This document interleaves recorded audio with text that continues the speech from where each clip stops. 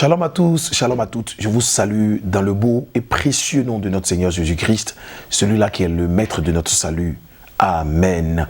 Bienvenue dans cette vidéo dans laquelle je voudrais partager cette portion de l'écriture importante, une portion de la Bible qui nous parle de notre liberté que nous obtenons par la foi, de notre salut qui vient simplement de la foi. Amen. Cette portion d'écriture, c'est la lettre donc de Paul aux Galates, chapitre 3, du verset 6 jusqu'au verset 9. Galates 3, verset 6 à 9. Lisons la parole du Seigneur ensemble. Comme Abraham crut à Dieu et que cela lui fut imputé à justice, reconnaissez donc que ce sont ceux qui ont la foi qui sont fils d'Abraham.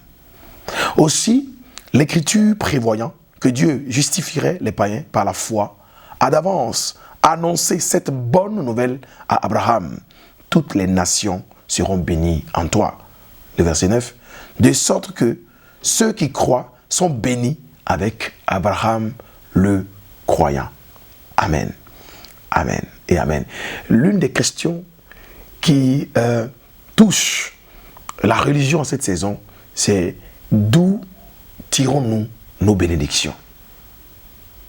Parce que nous n'allons pas à l'église, nous ne croyons pas en Dieu pour sortir sans rien dans notre portefeuille spirituel et aussi physique.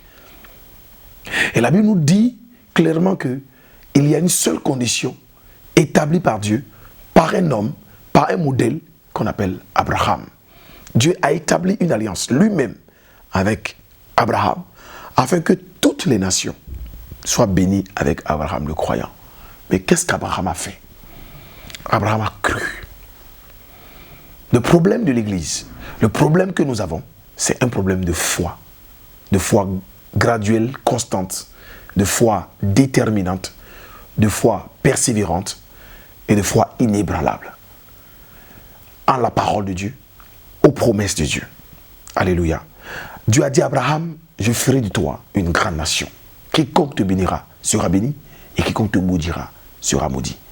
Et quand Dieu a libéré cette parole, il a mis un processus pour tester Abraham le croyant, pour aider Abraham à dépendre que de lui, qui est l'auteur de toutes sortes de grâces et de bénédictions.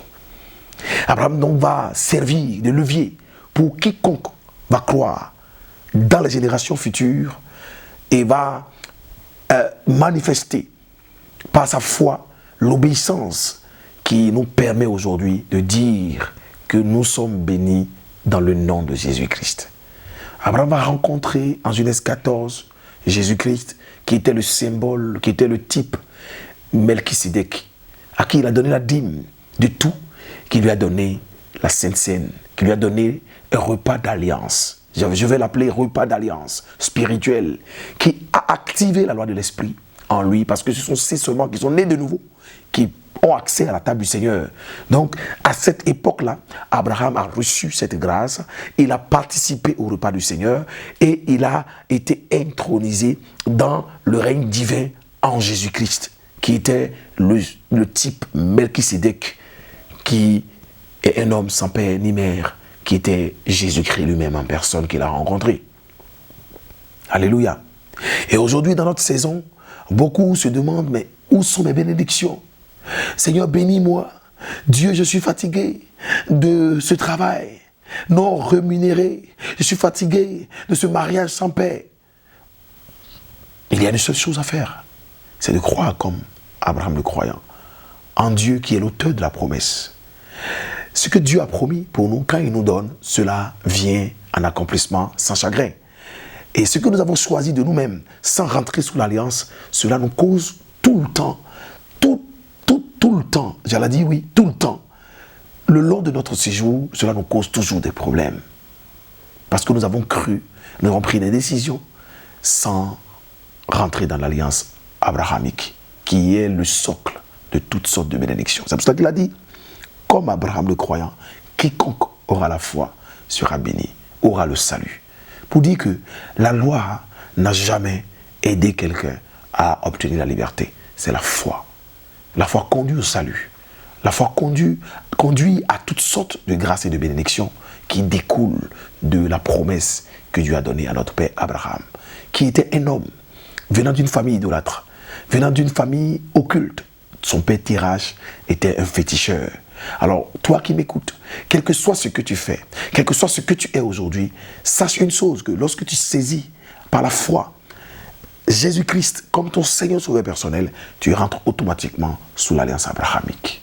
Et donc, dès que tu rentres sous cette alliance, toutes les promesses qui ont été déposées en lui, toutes les promesses qui ont été données par Dieu à Abraham deviennent tes promesses. Et je prie que le Dieu de victoire te permette de saisir la pensée que je voudrais donner. Abraham a vécu avant la loi.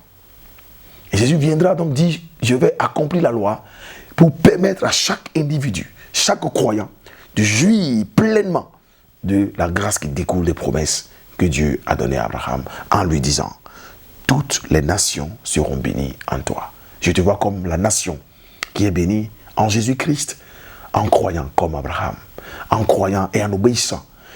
Pour que cette loi soit véritable et soit promulguée de façon pérenne, Abraham a été éprouvé. Dieu lui a dit, donne-moi ton fils, Isaac, ton unique. Abraham a obéi.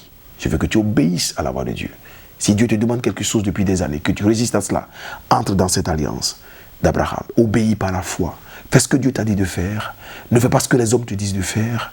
Fais la volonté du Seigneur et tu verras que les bénédictions qui découlent de cette loi, de cette promesse que Dieu a donnée à Abraham seront aussi partagées par toi en cette saison au nom de Jésus. Que mon Dieu te bénisse. Reviens vers l'alliance parfaite, l'alliance de Jésus-Christ, qui est une alliance qui est sans faille. Une alliance qui bénit quiconque croit au nom de Jésus. Que Dieu te bénisse et souviens-toi d'une chose, Jésus-Christ revient bientôt, donne-lui ta vie, confie-lui tous tes problèmes, repose toute ta pensée sur lui et connecte-toi à sa parole qui est la vie et la vérité. Que Dieu te bénisse. Shalom, shalom et shalom.